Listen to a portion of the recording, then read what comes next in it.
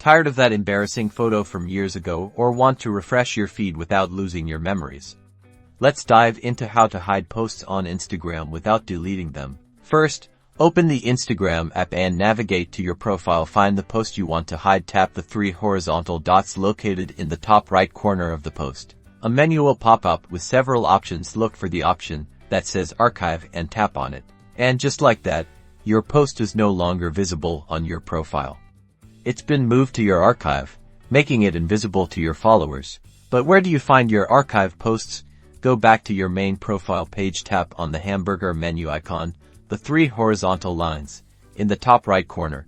From the menu that slides out, select Archive. Here you'll find all the posts you've archived. You can browse through them anytime you like. If you ever decide you want a post back on your public profile, simply tap on the post you wish to unarchive. Again, tap on the three dots in the top right corner, and then select Show on Profile.